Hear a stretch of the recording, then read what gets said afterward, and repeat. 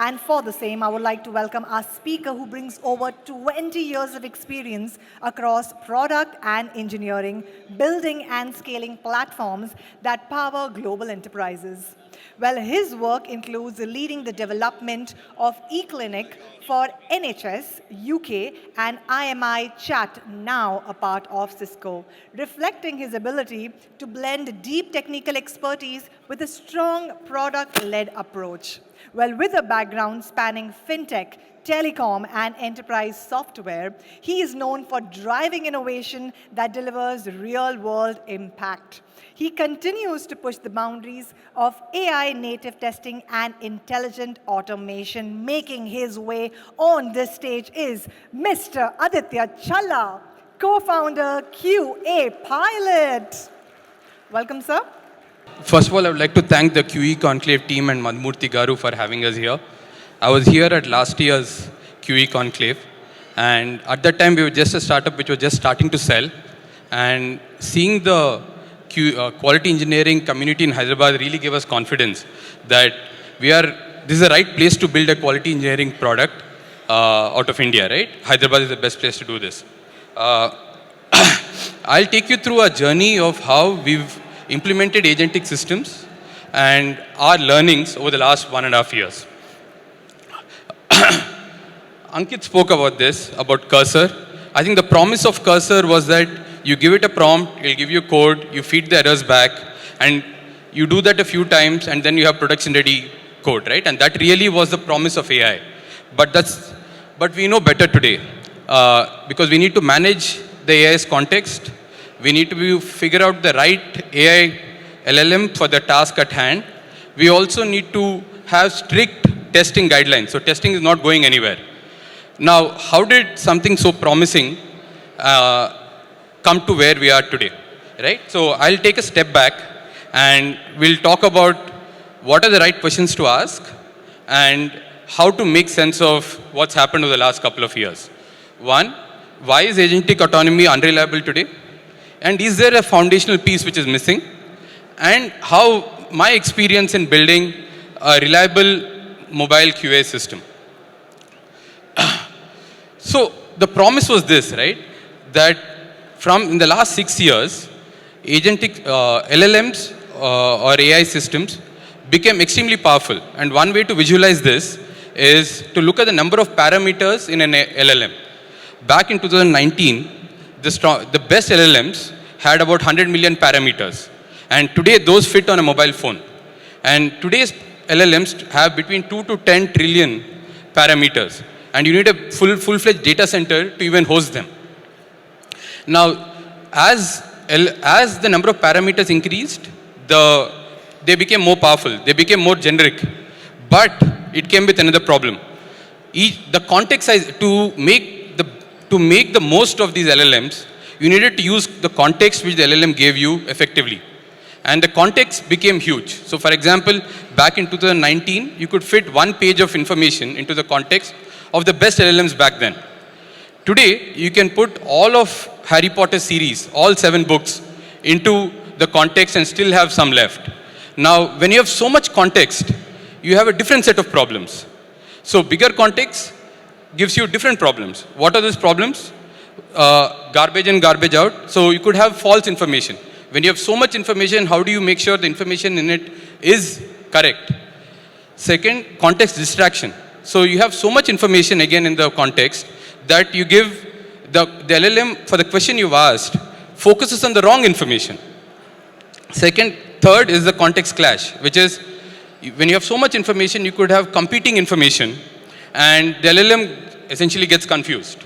So how do we deal with these and how do we build production-ready systems in spite of all of these, right? And one way to do that is, again, kind of going back to computer engineering. So I think what all of this has done is make AI, which seemed super accessible, a computer engineering problem all over again. Now, one way to do that is to have specialized agents which are super focused on one task. I think both Avinash and Anshul spoke about it. You can draw an analogy to monolithic applications which you had before cloud, and which after cloud, we started having microservices, right? Because they were easier to manage, more reliable, and easier to scale. An army of agents is exactly like that. And, and this is what we found to be really effective, right? But when you have specialized agents, you have different sets of problems. And these are, every agent needs the right slice of context at the right time and needs to be able to seamlessly coordinate with all the other agents in the system. And what we found is that this cannot just be solved through bigger, better models or better prompting. You need to fundamentally rethink the architecture of your agentic system. Now, there are three architectures which you could look at. The one on your left and my right is more of a decentralized system. So it's a peer-to-peer sharing system where one agent finishes its task, hands over to the next agent along with all the context which is required.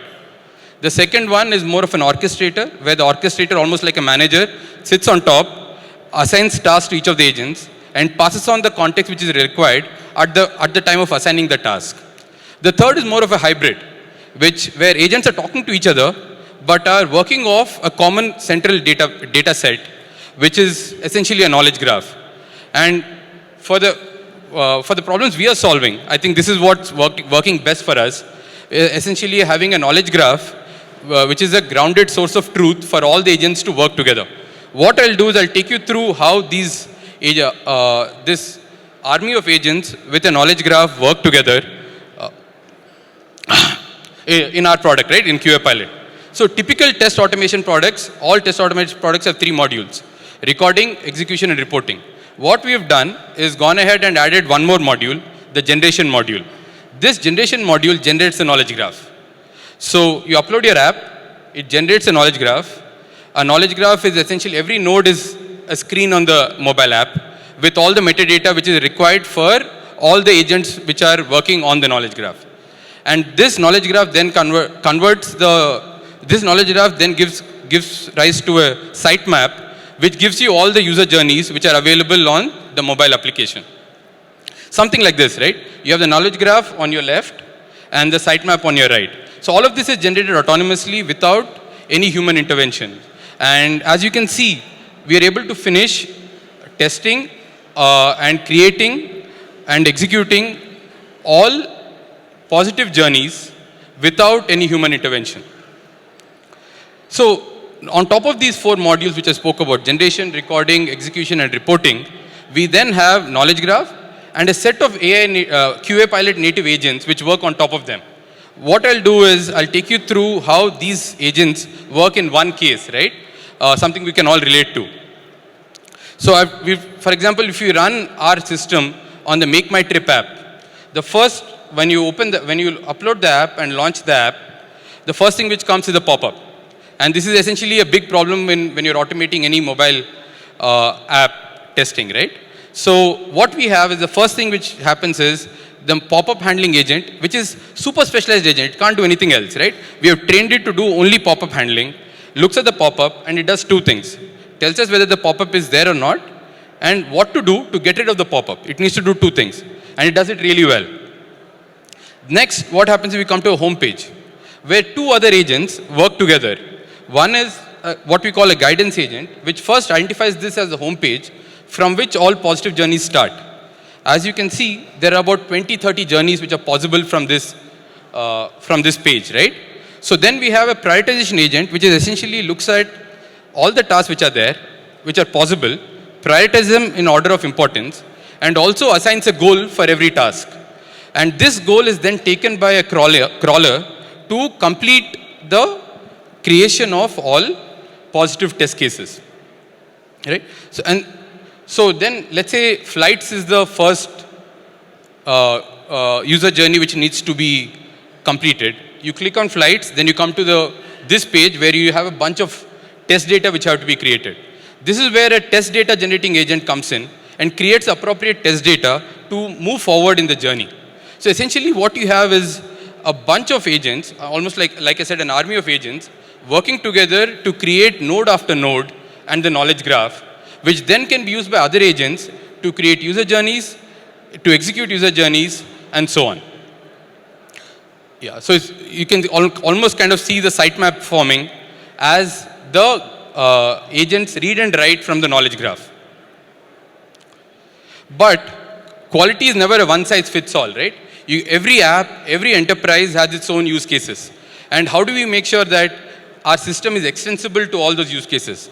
And this is where a knowledge graph is better than any other architecture out there, because every enterprise could bring their own agent. I think Avinash spoke about QAI and other tools which are there to build your own agents.